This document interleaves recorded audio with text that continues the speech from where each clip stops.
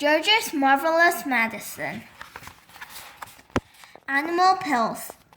At this point, George suddenly had an extra good whiz. Although the medicine cupboard in the house was forbidden ground, what about the medicines his father kept on the shelf in the shed next to the henhouse? The animal medicines, what about those? Nobody had ever told him he mustn't touch them.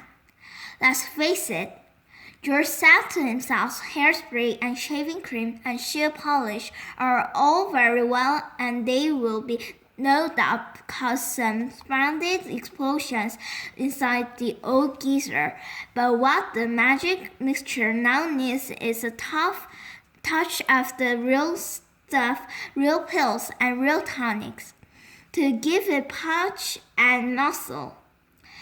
George picked up the heavy 3/4 full saucepan and carried it out of the back door.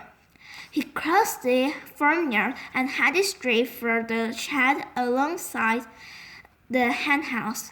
He knew his father wouldn't be there. He was out haymaking in one of the meadows. George entered the dusty old shed and put the saucepan on the bench. Then he looked up at the medicine shelf. There were 5 big bottles there. 2 were full of pills, 2 were full of runny stuff, and 1 was full of powder. I'll use them all, George said. Grandma needs them. Boy, does she need them. The first bottle he took down contained an orange-colored powder. The label said, for kitchens with flour, pest, hand grapes, sorbets, gammy legs, cockroaches, egg trouble, baldness, or loss of feathers. Mix 1 spoonful only with each bucket of it. Well, George said aloud to himself as he tripped in the whole bottleful. The old bird wouldn't be losing any feathers after she'd had a dose of these.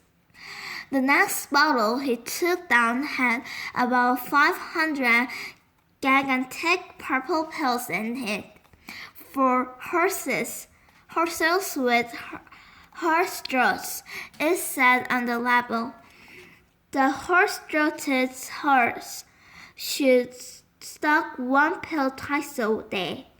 Grandma may not have a horse throat, George said, but she's certainly got a sharp tongue. Maybe they'll cure that instead. And to the saucepan went the 500 gigantic purple pills. Then there was a bottle of thick yellowish liquid for cows, bulls, and bullocks.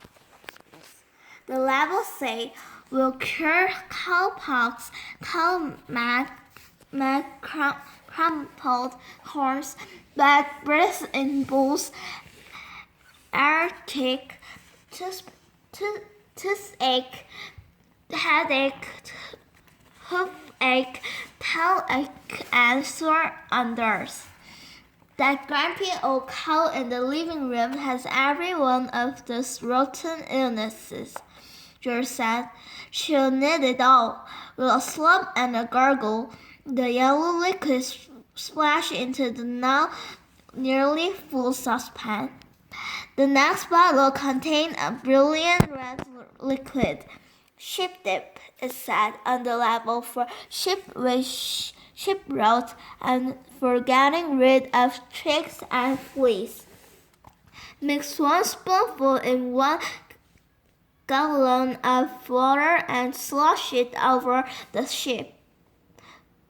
Caution, do not make the mixture any stronger or the wool will fall out and the animal will be naked. By gum, said George, how I'd love to walk in and slosh it all over old Grandma and watch the ticks and flies go jumping off her. But I can't, I mustn't.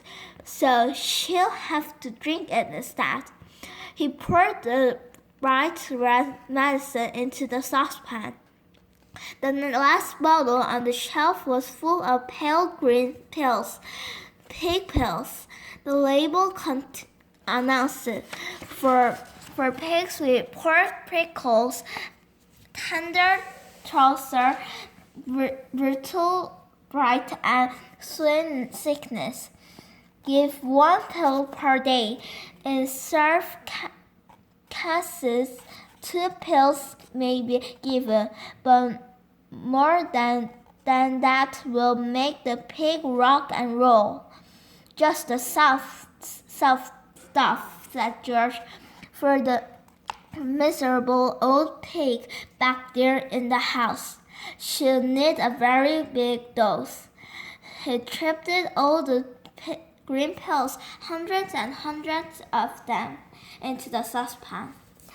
Then there was an old stick laying on the bench that had been used for stirring paint.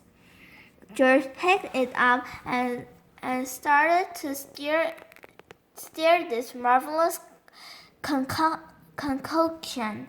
The mixture was as thick as cream, and as he stirred and stirred, many wonderful colors rose up from the depths and they blended together: pinks, blues, greens, yellows, and browns. George went on stirring until it was all well mixed, but even so that there were still hundreds of pills lying on the bottom that hadn't melted.